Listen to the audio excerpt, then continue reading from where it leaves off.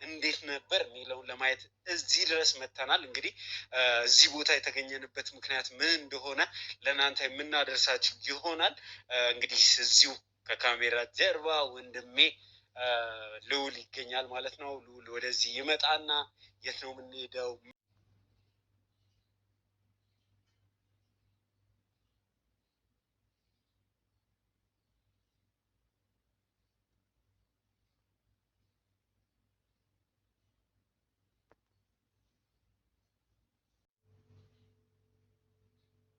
ሰላም ጤና ይስጥልኝ። ውድና የተከበራችሁ ውድ የሆናችሁ የኔ ቤተሰቦች እንዴት ናችሁ? ሰላም ናችሁ? ሰላማችሁ በያላችሁበት ያምዳችሁ ሰላምና ፍቅር የተመኘሁላችሁ ዛሬ በአዲስ ነገር ነው የመጣሁት። ትናንት ዕለት የተፈጠረ ነገር አለ። ዘላለም የልዑል አክስት ጋር ሂዶ እውነት ታማለች አልታመመችም የሚለውንም በዛውም ለማየት እንትን ብሎ ነበር። ሴትዮዋ የእውነት ነው፣ ቪዲዮም አሳይቻችኋለሁ። ታማ ቤት ተኝታ ምናምን አክስትየዋ እየተንከባከበቻት እንደሆነ ምናምን ብቻ በትንሹ እኔም አሳይቻችኋለሁ።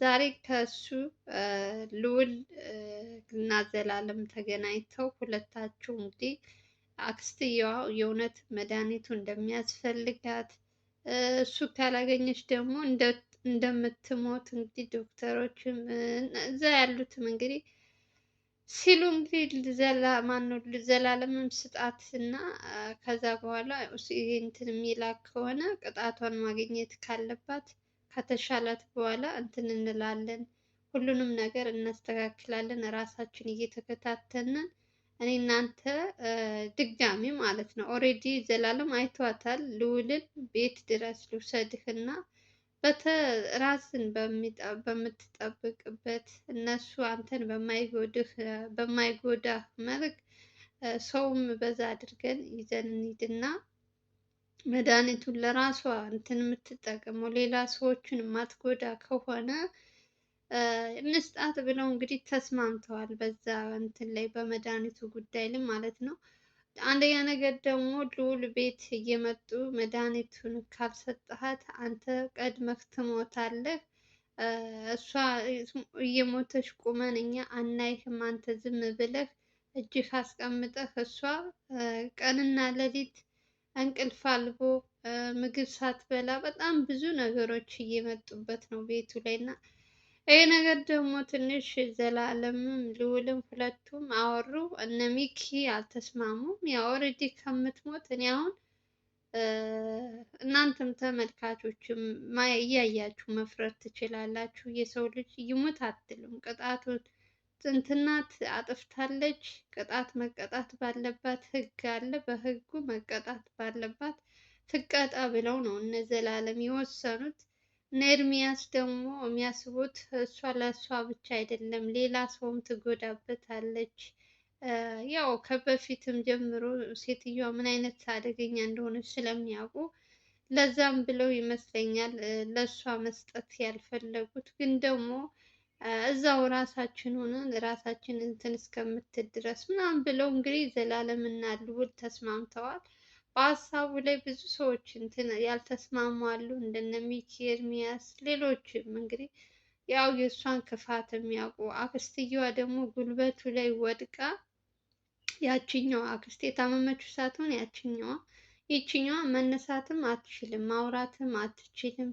ዘላለም ለማውራት ሞክሮ ነበረ፣ ብዙ ነገሮች መናገር እራሱ አትችልም።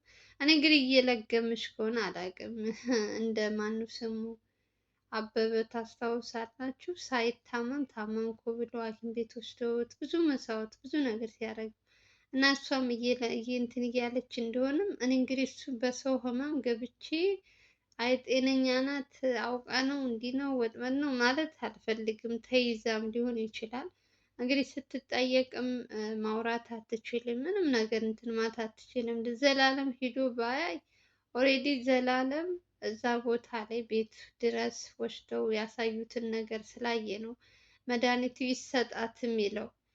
ገባችሁ? እነዚህኞቹ ደግሞ እነ ሚኪ ስላላዩ አውቃ ነው ወጥመድ ላንተና የአካባቢ በእሷ በኩል ያሉትን ሰዎች ለመጉዳት ነው አትስጣት የሚሉት እነሱ ስላላዩ ነው። ብቻ ለሁለቱም እዛም ልትፈርዱ እዚህም ልትፈርዱ ግራ ግቢት የሚያደርግ ነገር ነው።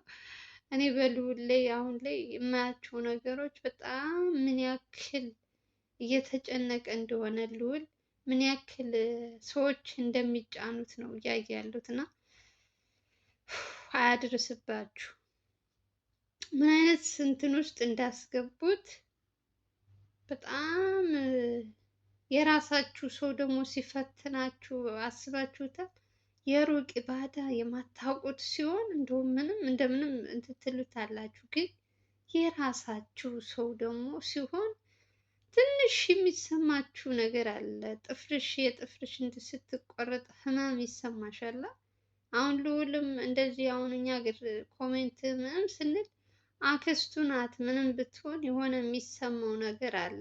እየተሰቃየች እያየ መድኃኒቱን እሱ ጋር ቁጭ አድርጎ እንደዚህ እየሆነች እያየ የሆነ ነገር ይሰማዋል። ሰው ነው፣ ንዴትም አለበት። በልክ ደግሞ ያልሆነ ነገር አድርጎ ይች ሴትዮ ሞተች ቢባል ልጆቿም አያስቀምጡትም። ልዑል ገባችሁ? አሁን አይበለውና ብትሞት እሱ እጅ ላይ ሆኖ መድኃኒቱ ልዑል ምን ያክል እንትን እንደሚጎዳ በአካባቢ ያሉት አጎቶቹ ራሱ ሳይቀሩ ልዑልን ያስገድሉታል። ስለዚህ ያለው አማራጭ እንግዲህ እጁ ላይ ያለውን መድኃኒት ለእሷ መስጠት ነው።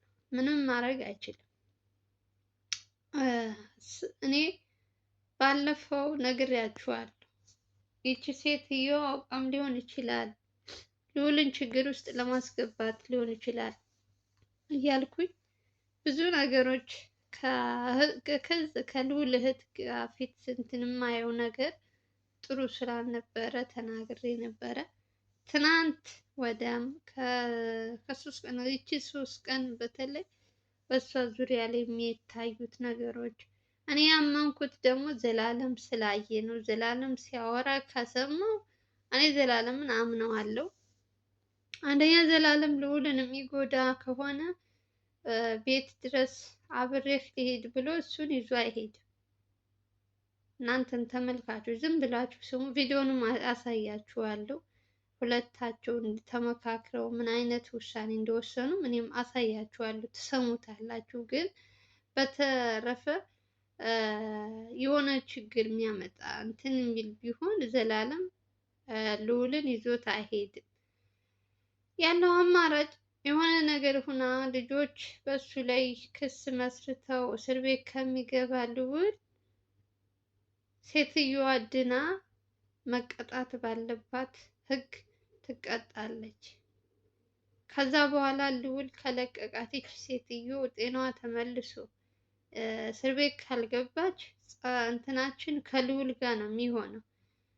ልዑል ቤተሰቡ ስለሆነ ምናምን የሚል ኮሜንትም አያለው። ዘመድ ስለሆኑ ነው እሷን ዝም ያላት፣ እሷን ማትታሰረው። ብዙ ነገሮች እየተገኙባት አሳልፎ ለህግ አይሰጣትም የሚሉ ብዙ ሰዎች እያየው ነው።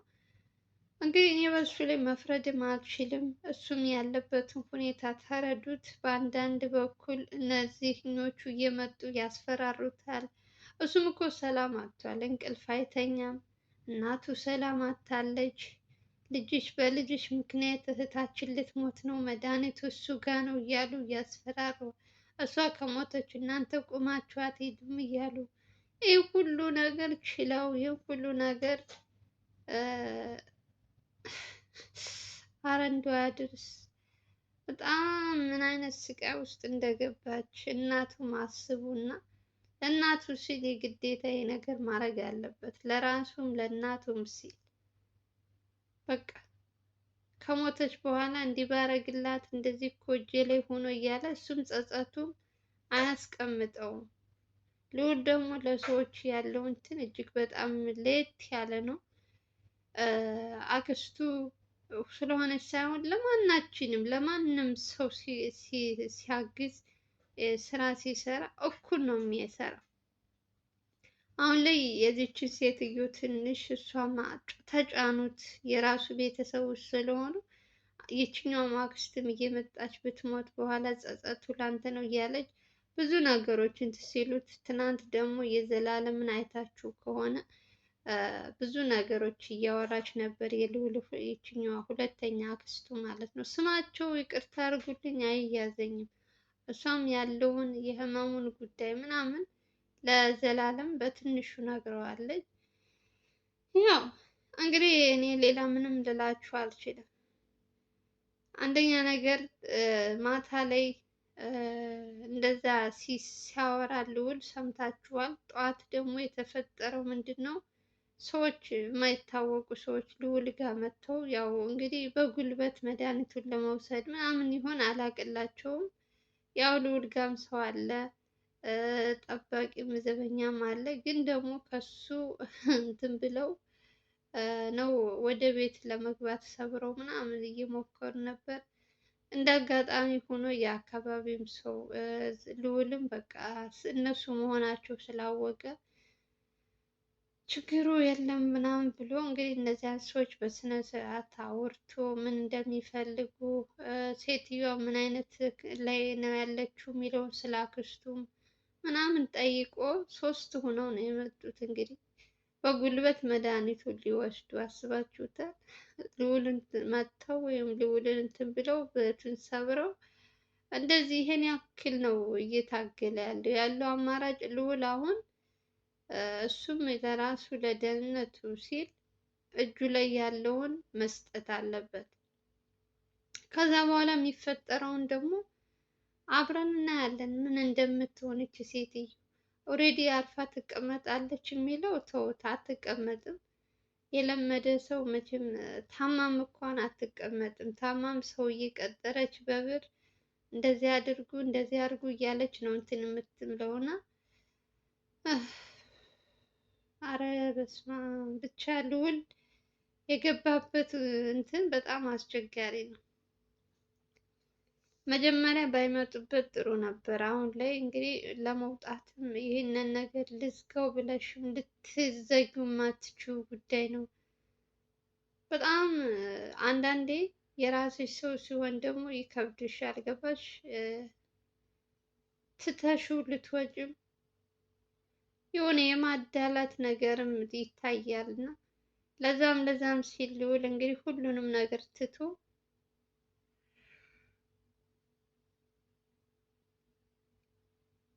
ይችን ሴትዮ እንግዲህ ለማጋፈጥ እስከ መጨረሻው ድረስ ከዘላለም ከአካባቢ ያሉት ልጆች ጋር ወስኗል ማለት ነው። አብዛኞቹ ደግሞ የልዑል እናት ጋር ስትጨነቁ ነበር፣ እንትን እንዳይሏት ምናምን እንዳሰቃዩት ምናምን እያላችሁ። ሲጀመር እናቱ አሁን እዛኛው ቤት አይደለችም ብለዋል። አያገኟትም። እዛማ እንትን ሲሏት ሲያስፈራሯት ምናምን እየመጡ በየእንትኑ መኪናም እሷ ጋር ቆመው ነው ምንም በቃ እና ስትፈራ ነገረችው ለዘላለም።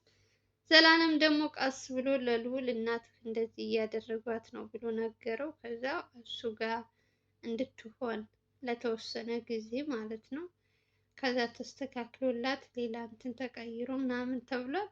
እና አሁን ላይ ያለችበት እናቱ ምንም ችግር የለውም፣ ሰው ያለበት ቦታ ስለሆነች ችግር የለም። ስለ እህቱም ጠይቃችሁ ነበር። እኔ ስለ እሷ ምንም የሰማሁት ነገር የለም። ስለ እሷ ምንም አላውቅም። ደግሞ ይህን ሰሞን ደግሞ ምንም ነገር እየሰራች አይደለችም። አክስትየዋ ስለታመመች ልጅቷ ጋር እኮ ስትሆን ነው የልዑል እህት ጥፋት የምታጠፋው። ያችኛዋ ወደ እናቷ ስለሆነች ሙሉ በሙሉ ሰዓታቸውን እዛ ላይ ስለምታደርግ የመገናኘት ምናምን ጊዜ አይኖራቸውም። ስለዚህ የእሷ ነገር ምንም የሰማሁት ነገር የለም። የሚከታተሏትም ሰዎች ስላሉ እህቱን እሷ እንኳን ችግር የለውም። አሁን ችግር የሆነችባቸው አክስትየዋ ናት። እሷ ብቻ ይሻላት ብላችሁ ጸሎት አድርጉ። ያለዛ ችግር እንዳይመጣበት በልዑል ላይ ደግሞ እኔ የምፈራው ልዑል መድኃኒቱ እሱ ላይ ሆኖ እንዳትሞትበት ነው። ትልቁ ፍራቻዬ እሱ ነው። የእሱም እንትን ሲል በልህ ያልሆነ ነገር ወስኖ ሴትዮዋ ከሞተች በኋላ ልዑል እስር ቤት እንዳይገባ ኦልሬዲ እሷ ስንት ወንጀል፣ ስንት ጥፋተኛ፣ ስንት እንትን ኃጢአት ያለባት ሴት ናት።